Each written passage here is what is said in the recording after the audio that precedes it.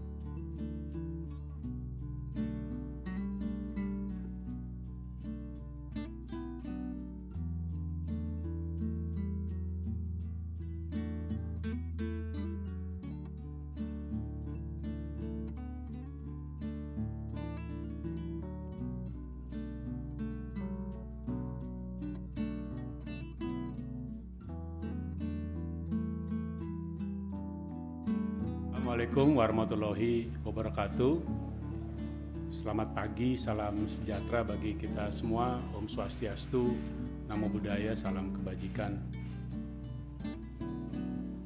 Bapak, Ibu, saudara-saudara dan kawan-kawan dari media dan seluruh yang menyaksikan broadcast dari pertemuan yang baru saja dilakukan oleh kami Dewan Komisioner OJK yang diterima oleh Bapak Presiden dan didampingi oleh Bapak Menko Perekonomian, Ibu Menteri Keuangan, dan Bapak Menteri Sekretaris Kabinet, dan mendengarkan dan berdialog dengan seluruh perwakilan pimpinan asosiasi dan industri di sektor jasa keuangan. Tujuan dari pertemuan tadi adalah untuk menyampaikan persiapan dalam rangka pertemuan tahunan industri jasa keuangan yang akan dilaksanakan pada awal Februari bulan depan ini. Namun sekaligus juga menyampaikan secara langsung bagaimana perkembangan terakhir dari sektor-sektor di jasa keuangan maupun juga kinerja dari industri-industri yang ada di jasa keuangan. Pada kesempatan itu pula, kami dan para pimpinan asosiasi industri jasa keuangan menyampaikan bagaimana rencana, prospek, dan tantangan ke depan yang perlu diantisipasi, dimitigasi, dan ditangani dengan sebaik-baiknya sehingga sekalipun kondisi perekonomian global penuh tantangan dan tidak mudah, sekalipun tentu kita harus memitigasi dampak dari kondisi tadi itu, dan juga tentu kita menyambut masa persiapan masuk ke dalam pemilihan umum dan pemilihan presiden. Kinerja dan kondisi serta pertumbuhan dari sektor jasa keuangan dalam mendukung dan memperkuat pertumbuhan ekonomi nasional tetap terjaga baik. Dari dialog tadi dapat kami laporkan secara singkat saja bahwa baik Bapak Presiden yang memberikan arahan sangat jelas bahwa seharusnya kita dapat menjaga terus momentum perkuatan pertumbuhan ekonomi dari tahun 2022 ke depan, dan dengan berbagai pelajaran bagaimana menyelesaikan tantangan-tantangan yang berat selama pandemi untuk bisa dilaksanakan ke depan dengan lebih kuat lagi, maka tidak ada alasan bagi kita untuk tidak optimis menghadapi tahun 2023 ini, walaupun tentu sinergi, koordinasi, kerjasama, dan upaya bersama bagi baik pemerintah, kami dalam hal ini regulator di sektor jasa keuangan, maupun bersinergi dengan kementerian lembaga terkait, termasuk anggota KSSK dengan Kementerian Keuangan, Bank Indonesia, dan LPS, serta yang lebih penting lagi seluruh pemangku kepentingan, pelaku usaha, investor, industri jasa keuangan yang akan menentukan pada gilirannya nanti bahwa tahun 2023 ini pun akan setidaknya sama baiknya, kalaupun tidak lebih baik lagi dari tahun 2022. Dan Bapak Presiden akan menyampaikan secara langsung pesan-pesannya itu nanti dalam kesempatan pertemuan tahunan industri jasa keuangan. Itu yang dapat kami sampaikan. Kalau diperkenankan, saya boleh mengundang salah satu yang mewakili dari perbankan dan kemudian dari pasar modal dan kemudian dari industri keuangan non-bank untuk juga bisa melengkapi apa yang terjadi dalam pertemuan tadi dan bagaimana langkah-langkah ke depan yang dilakukan secara sinergis dengan kuat. Terima kasih. Wassalamualaikum warahmatullahi wabarakatuh. Silakan Pak Sunarso atau Pak Yahya? Enggak, Dari industri. industri Pak. Terima kasih Pak. Baik, rekan-rekan media yang saya hormati dan Assalamualaikum warahmatullahi wabarakatuh. Seperti yang disampaikan oleh Bapak Ketua OJK bahwa tadi kita berdialog dengan Pak Presiden memberikan masukan dan sekaligus laporan bahwa apa-apa yang sudah dilakukan oleh industri di tahun 2022. Alhamdulillah dari sisi perbankan, terutama saya sebagai Ketua Himbara menyampaikan bahwa meskipun laporan keuangan belum kita terbitkan, tapi insya Allah bahwa tahun 2022 Himbara bisa melampauinya dengan sangat baik. Dan kinerja kita solid, terutama adalah bahwa kita masih bisa tumbuh agresif dan juga kemudian tapi juga hati-hati ya, terbukti bahwa kualitas aset yang kita kelola membaik, jauh membaik. Dan itu semua tidak lepas dari kebijakan dari OJK juga, termasuk juga memperpanjang masa berlakunya relaksasi untuk penentuan kualitas aktiva produktif. Dan itu memang diperlukan karena saya kira OJK lebih tahu tentang situasi di industri. Kalau Himbara sendiri saya katakan bahwa kita sudah memiliki strategi untuk pertumbuhan yang sehat yang kita sebut soft landing strategy, di mana kita tumbuh secara selektif, tetapi kemudian juga di backup dengan cadangan yang sangat memadai untuk mengantisipasi apabila terjadi pemburukan-pemburukan akibat tahun-tahun depan yang masih diramalkan menghadapi ketidakpastian. Terus kemudian yang lain mungkin adalah bahwa perlu juga kita sampaikan bahwa tadi kita dapat arahan dari Presiden untuk kita mendukung ada hal-hal yang penting adalah terkait sama hilirisasi industri, ya. Hilirisasi terutama hilirisasi industri yang berbasis ekstraksi natural resources, dan itu tadi di berita kebetulan juga ada pagi ini ya, bahwa hilirisasi bagian daripada point of no return gitu. Tadi ditegaskan kembali oleh Pak Presiden bahwa hilirisasi ini tidak bisa berhenti, tidak bisa kembali, maka industri perbankan komit untuk mendukung proses hilirisasi dalam rangka agar seluruh rangkaian nilai tambahnya dari proses itu dinikmati oleh masyarakat Indonesia.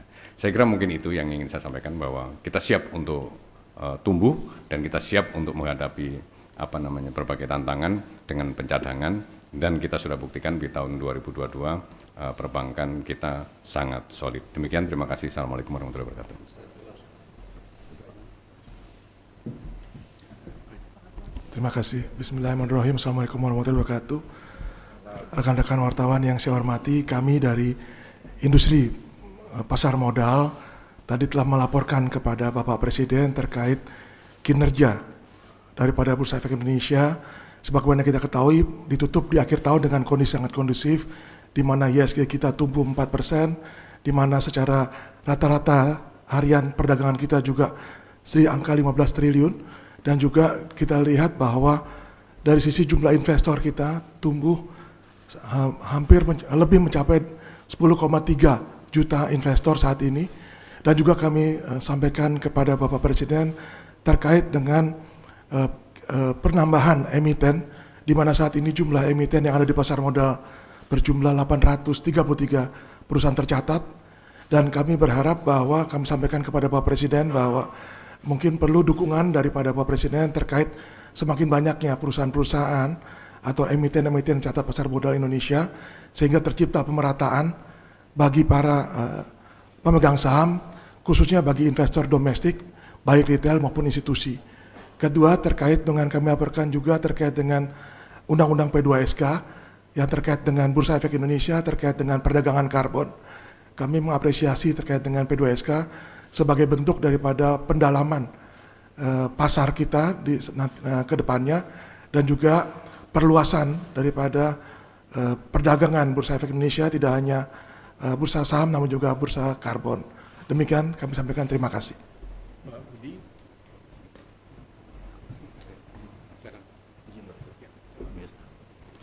Assalamualaikum warahmatullahi wabarakatuh. Pada kesempatan pagi hari ini, tentu pertama-tama kami mengucapkan banyak terima kasih kepada OJK yang telah mengajak asosiasi industri keuangan untuk boleh bertemu, beraudiensi dengan Bapak Presiden dan beberapa Menteri Kabinet. Dalam kesempatan kali ini, mewakili industri asuransi keuangan non-bank, hadir Asosiasi Asuransi Jiwa Indonesia, Asosiasi Asuransi Umum Indonesia, Asosiasi Perusahaan Pembiayaan Indonesia, dan Asosiasi Fintech. Saya izin bicara dari sisi Asosiasi Asuransi Jiwa Indonesia. Kami melaporkan kepada Pak Presiden, menyampaikan rasa terima kasih karena industri asuransi jiwa telah boleh bertumbuh ya, dengan dana kelolaan total aset lebih dari 600 triliun rupiah, di mana sekitar 325 triliunnya diinvestasikan di pasar modal dan 200 triliun kira-kira itu diinvestasikan dalam bentuk investment jangka panjang. Kami juga menyampaikan kepada Bapak Presiden bahwa industri asuransi jiwa komit untuk menghimpun dana investasi jangka panjang lebih banyak lagi sehingga bisa turut mensukseskan program pemerintah untuk pembangunan infrastruktur. Kami juga membayarkan klaim dan manfaat asuransi sebesar lebih dari 150 triliun rupiah tiap tahunnya yang dibayarkan kepada sekitar 8 juta tertanggung dari total tertanggung sekitar 83 juta masyarakat Indonesia. Kami sampaikan kepada Bapak Presiden bahwa industri asuransi jiwa terus komit untuk mendukung, menjaga, dan semakin meningkatkan kesejahteraan masyarakat Indonesia.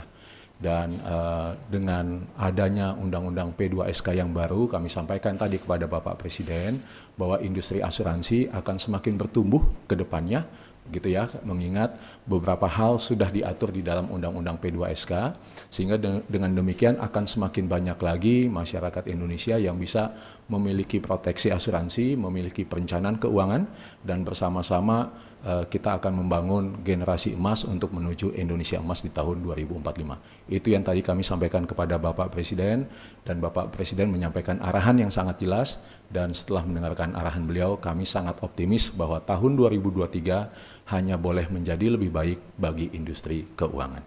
Demikian yang dapat saya sampaikan. Terima kasih Pak Ketua. Ada pertanyaan? Kalau tidak, saya rasa cukup ya. Ada ya. Oke, saya dengar pertanyaannya dulu, baru saya lihat Ya, siapa yang siap. jawab. Assalamualaikum warahmatullahi wabarakatuh. Mungkin satu aja Pak yang saya tanyakan. Kira-kira skema apa untuk apa itu dari Koran Rakyat Pak? Skema apa yang dilakukan dalam menghadapi kondisi global yang tidak menentu itu Pak? Ada kebijakan-kebijakan yang sekiranya menguntungkan negara kira-kira atau menguntungkan rakyat, kira-kira apa yang akan dilakukan? Terima kasih Pak. Baik. Saya akan menjawab secara umum, nanti kalau ada yang ingin melengkapi dari Pak Waka maupun Bapak Ibu anggota Dewan Komisioner kami persilahkan. Tentu yang sebenarnya seluruh esensi dari pertemuan tadi adalah persis untuk merespon pertanyaan itu tadi, bahwa kondisi global yang memang mengalami pemburukan nampaknya hampir tidak terelakkan. Tapi di lain pihak, bahwa kondisi ekonomi Indonesia yang baik, pertumbuhannya di waktu yang lalu di tahun 2022 juga adalah suatu fakta yang tidak bisa dipungkiri. Nah, namun di dalam kondisi pertumbuhan tadi, kita pun tahu bahwa ada beberapa industri, beberapa sektor yang mengalami kondisi yang tidak persis sama dengan pertumbuhan secara agregat, secara makro.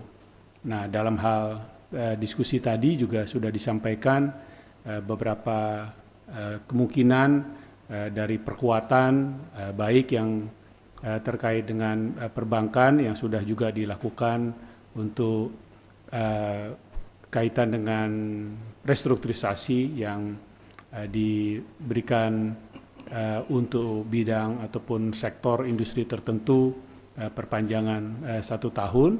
Namun di lain pihak juga kondisi perbankannya untuk tetap diperkuat karena diperlukan kecukupan modal untuk bisa mengantisipasi kemungkinan pemburukan, dan itu juga sudah dilaksanakan.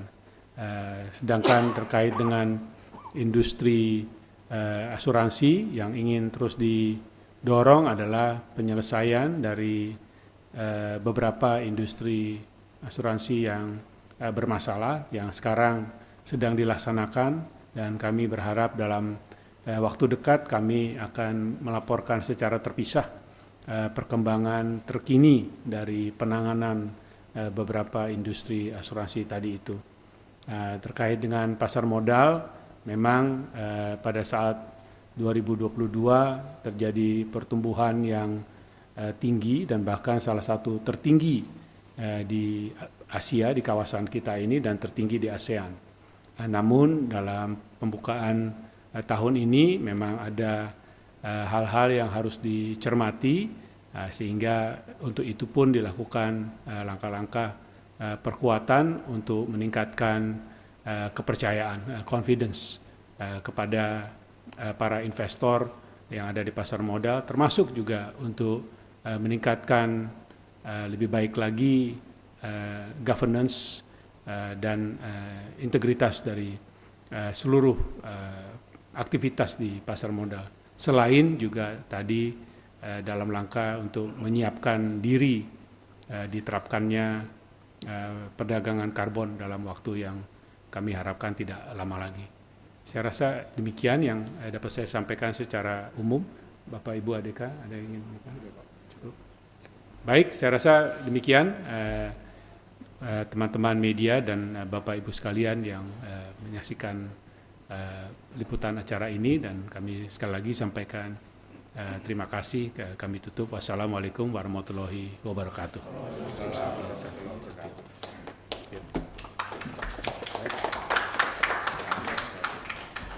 Ya, Pak.